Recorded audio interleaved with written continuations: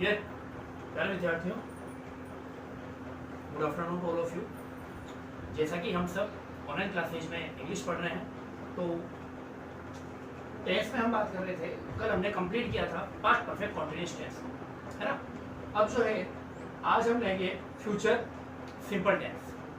देखो, सबसे पहले अगर बात करें तो हिंदी वाक्य जिनके भी अंत में गा, गी, गे ये आता है, तो वहां पर हम ये समझेंगे कि फ्यूचर सिंपल टेंस लगेगा। जैसे वह कल जयपुर जाएगा, हम नई कार खरीदेंगे, तुम कल खाना खाने जाओगे। इस तरीके के सेंटेंस जिसमें पीछे गा, गी, गे आता है वो फ्यूचर सिंपल टेंस होता है। देखो, फ्यूचर सिंपल टेंस हमें क्या बताता है, तो भविष्य में कार्य होने का बोध होता है। कहने का मतलब है भविष्य में कोई कार्य किया जाएगा, ये बताने का हम प्रयास करते हैं फ्यूचर सिंपल टेंस से। हो भी सकता है और नहीं भी हो सकता है, वो बात की बात है, लेकिन हाँ, हम भविष्य में काम कर सकते हैं यानी करेंगे, ये बताने के लिए अपन फ्यूचर सिंपल टेंस को यूज करते हैं। जैसे दो सेंटेंस है, वह कल जयपुर जाएगा, हम अगले रविवार पिकनिक पर जाएंगे। तो इन दोनों से ही ये पता चल रहा है कि भविष्य में जो है कोई प्लान करा हुआ है, कोई योजना बनाई हुई है, जैसे कि उसके जयपुर जाने की और उसके अगले रविवार पिकनिक पर जाने की। ठीक है, तो भविष्य में जो हम प्लान बनाते हैं, जो योजना बनाते हैं कि हम ये काम करेंगे, वो हमेशा फ्यूचर सिंपल टेंस से बताया जाएगा। अब बात करते हैं अपन सबसे पहले अफर्मेटिव यानी सकारात्मक वाक्यों में, कि सकारात्मक वाक्यों में किस तरीके से हम यूज करते हैं या किस तरीके से स्ट्रक्चर बनाएंगे फ्यूचर सिंपल टेंस का। देखो, सबसे पहले सब्जेक्ट लगाएंगे हम, उसके बाद में जो हेल्पिंग वर्ब है हमारी विल या शेल लगेगी। याद रखना है आपको कि जो फ्यूचर सिंपल टेंस है या फ्यूचर जो टेंस है, उसके अंदर जो हेल्पिंग वर्ब होती है वो या तो विल होती है या फिर शेल होती है। ठीक है, उसके बाद में याद रखेंगे आप, वर्ब की हमेशा फर्स्ट फॉर्म लगानी है, यानी कि विल और शेल के बाद में केवल और केवल वर्ब की फर्स्ट फॉर्म ही आएगी। ना तो फर्स्ट फॉर्म के पीछे एस और एस आएगा और ना ही वर्ब की सेकंड फॉर्म या थर्ड फॉर्म लगेगी। उसके बाद में ऑब्जेक्ट अगर हमारे पास में है तो, और उसके बाद में एक्स्ट्रा पार्ट। तो इस तरीके से हम जो है स्ट्रक्चर बनाएंगे या सेंटेंस बनाएंगे फ्यूचर सिंपल टेंस के अफर्मेटिव। अब शेल किसके साथ में लगेगा, तो आई और वी इनके साथ में क्या लगता है, शेल। जैसा कि आपने पिछली प्रीवियस क्लासेज में पढ़ भी रखा है कि आई और वी के साथ में शेल लगता है और बाकी जितने भी सब्जेक्ट्स हैं उन सभी के साथ में अपन विल लगाते हैं, है ना।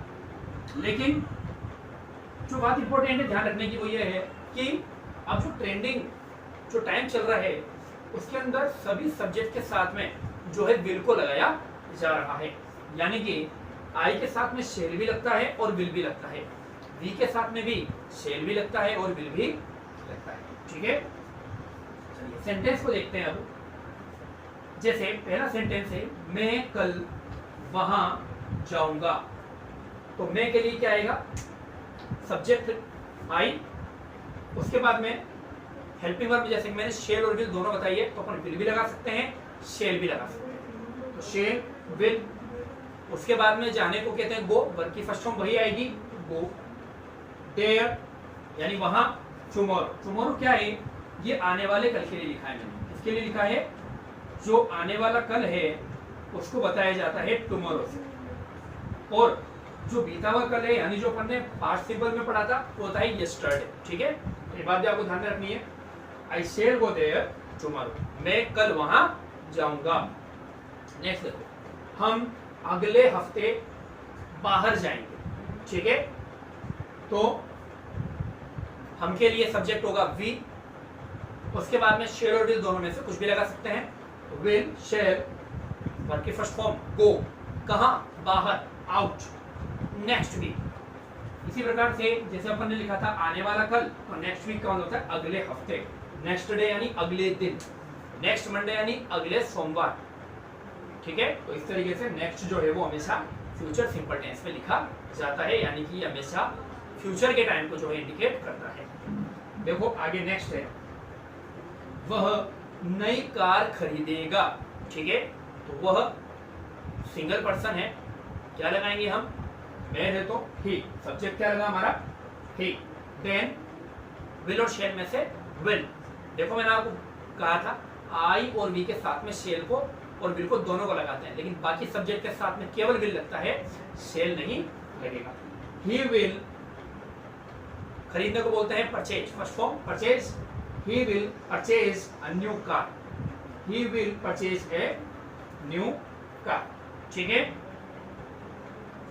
नेक्स्ट देखो, वे कल मुझसे मिलने आएंगे, वे कल मुझसे मिलने आएंगे, कहने का मतलब है दे वे के लिए आ जाएगा, उसके बाद में विल और शेल में से विल आएंगे, यानी कि कम कहाँ आएंगे, जहां पर मैं हूं वहीं आएंगे, तो मैं बोलूंगा जिस जगह मैं खड़ा हूं यहां, here to meet me, they will come here to meet me, यानी वे कल मुझसे मिलने यहाँ आएंगे। तो यहाँ भले लिखा हुआ नहीं है, लेकिन अपन को यहाँ पे लिखना पड़ेगा here, they will come here to meet me। Next, teacher तुम्हें अंग्रेजी पढ़ाएंगे, ठीक है, तो टीचर सिंगुलर है, चाहे सिंगुलर हो चाहे नहीं, आगे और भी तो नहीं है, क्या लगेगा, विल। द टीचर विल, पढ़ाने को बोलते हैं टीच, टीच यू इंग्लिश, तो सेंटेंस बना हमारा the teacher will teach you English. तो देखा आपने, सबसे पहले हमने सब्जेक्ट को रखा है, फिर हेल्पिंग वर्ब जो है विल और शेल दोनों में से एक को रखा है, उसके बाद में वर्ब की फर्स्ट फॉर्म लगाई है, देन हमने ऑब्जेक्ट लगाया है, और ऑब्जेक्ट के बाद में अगर एक्स्ट्रा पार्ट है, जैसे कि ये जो है ये एक्स्ट्रा पार्ट है, नेक्स्ट वीक है, टुमारो है, ये सारे क्या हैं, ये सारे एक्स्ट्रा पार्ट है, तो ये लिख दिए जाएंगे, ठीक है। तो इधर का जो मैटर है वो क्लियर हुआ कि अफर्मेटिव सेंटेंस किस तरीके से बनाए जाते हैं फ्यूचर सिंपल टेंस में। अब ध्यान देते हैं अपन इन वाले सेंटेंसेज में जो कि नेगेटिव, यानी कि किसी भी चीज को नहीं करेंगे ये शो करते हैं, जैसे कल बारिश नहीं होगी, हम वहां नहीं जाएंगे, तुम पढ़ने नहीं जाओगे, है ना, इस तरीके से। अब नेगेटिव सेंटेंस, नकारात्मक वाक्य देखते हैं, स्ट्रक्चर देखते हैं। सबसे पहले यहाँ पर भी सबसे पहले क्या आएगा हमारा, सब्जेक्ट, उसके बाद में हेल्पिंग वर्ब आएगी विल और शेल, ये हमारी हेल्पिंग वर्ब होगी। तीसरे स्थान पे ये कहूँ कि हेल्पिंग वर्ब के बाद में अपन क्या लगाते हैं, नेगेटिव में नॉट लगाते हैं, तो यहाँ पर क्या लगा दूंगा मैं, नॉट। देन वापस वर्ब की फर्स्ट फॉर्म हमेशा ऑब्जेक्ट और उसके बाद में एक्स्ट्रा पार्ट, ठीक है। सेंटेंस देखते हैं, जैसे मैं कल वहां नहीं जाऊंगा, ठीक है, आई विल या आई शेल दोनों हो सकता है, आई विल या I shall not go there tomorrow, वापस टुमारो जो है वो आने वाले कल के लिए आ रहा है, ये आपको पहले बता चुका हूं, तो विल और शेल दोनों ही लगे। वह नई कार नहीं खरीदेगा, पहले तो अपने कहा था कि वो कार खरीदेगा, अब वो कार नहीं खरीदेगा, नेगेटिव सेंटेंस है। He will not purchase a new car, ठीक है, सेंटेंस बनेगा हमारा he will not purchase a new car। Next देखो, टीचर तुम्हें अंग्रेजी नहीं पढ़ाएंगे, ठीक है, the teacher will not, verb की first form, teach you English, the teacher will not teach you English, ठीक है। ये था हमारा नेगेटिव सेंटेंस बनाने का तरीका, ठीक है। सबसे पहले सब्जेक्ट, देन विल या shall as helping verb, then not, then verb की फर्स्ट फॉर्म, देन ऑब्जेक्ट और उसके बाद में एक्स्ट्रा पार्ट अगर है तो।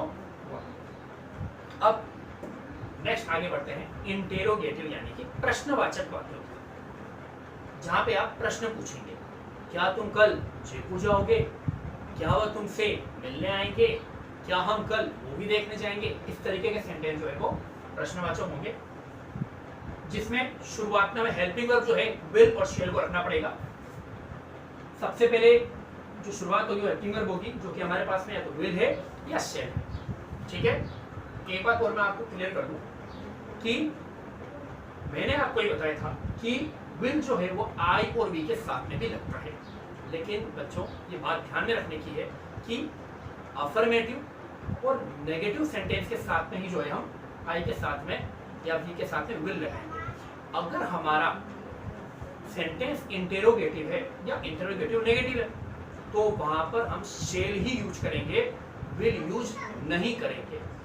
क्या मैं वहां जाऊंगा, shall I go there, will I go there नहीं बोलेंगे।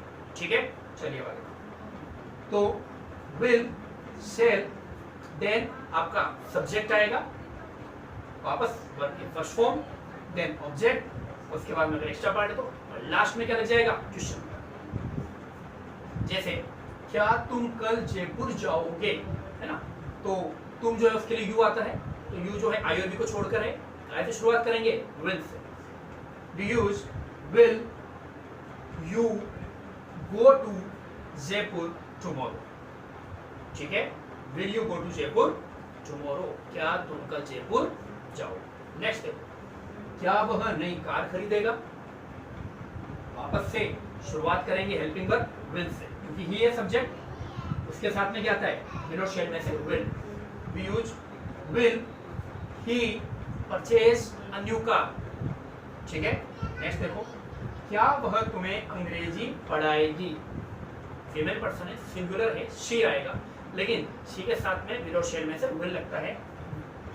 विल शी, वर्ब की फर्स्ट फॉर्म आएगी teach you English, will she teach you English. ठीक है, तो देखा आपने इंट्रोगेटिव सेंटेंस में सबसे पहले विल और शेल आएगा, उसके बाद में हमने सब्जेक्ट लगाया, उसके बाद में हमने वर्ब की फर्स्ट फॉर्म लगाई, उसके बाद में हमने ऑब्जेक्ट लगाया और लास्ट में क्या लगाया, क्वेश्चन मार्क लगाया। अब आगे बढ़ते हैं इंटेरोगेटिव नेगेटिव सेंटेंसेस की तरफ। एकदम लास्ट में है, इसे ध्यान देना। प्रश्न भी पूछे, नोट भी लगाए, नहीं का यूज भी करें, तो वहां पर क्या होगा, इंट्रोगेटिव नेगेटिव सेंटेंस बनाया जाएगा। जैसे क्या तुम कल मेरे घर नहीं आओगे, क्या कल बारिश नहीं होगी, क्या हम पिकनिक पे नहीं जाएंगे। तो इस तरीके से इंट्रोगेटिव नेगेटिव सेंटेंसेस को क्या किया जाएगा, बनाया जाएगा। देखते हैं स्ट्रक्चर क्या होगा, किस तरीके से सेंटेंस बनेगा। सबसे पहले हम लगाएंगे हेल्पिंग वर्ब विल और शेल। ठीक है, अगेन आई रिपीट, शेल जो है वो आपको आई और बी के साथ में इंट्रोगेटिव में लगाना है, विल का यूज जो है वो नहीं किया जाएगा। ठीक है, नेक्स्ट सब्जेक्ट आएगा, सब्जेक्ट के बाद में नोट आएगा, नोट के बाद में अगेन वर्ब की फर्स्ट फॉर्म आएगी, देन ऑब्जेक्ट आएगा, और अगर एक्स्ट्रा पार्ट है तो और लास्ट में क्या आ जाएगा, क्वेश्चन मार्क आ जाएगा। ठीक है, जैसे क्या तुम कल जयपुर नहीं जाओगे, will you not go to Jaipur tomorrow। सबसे पहले हेल्पिंग वर्ब लगाई, सब्जेक्ट लगाया, सब्जेक्ट के बाद में नोट लगा दिया, वर्ब की फर्स्ट फॉर्म लगा दी, ऑब्जेक्ट आ गया और एक्स्ट्रा पार्ट आ गया, हो गया सेंटेंस। नेक्स्ट देखते हैं, क्या वह नई कार नहीं खरीदेगा। Again will he not purchase a new car। ठीक है, नेक्स्ट देखो, क्या वह तुम्हें अंग्रेजी नहीं पढ़ाएगी। Again will she not teach you English।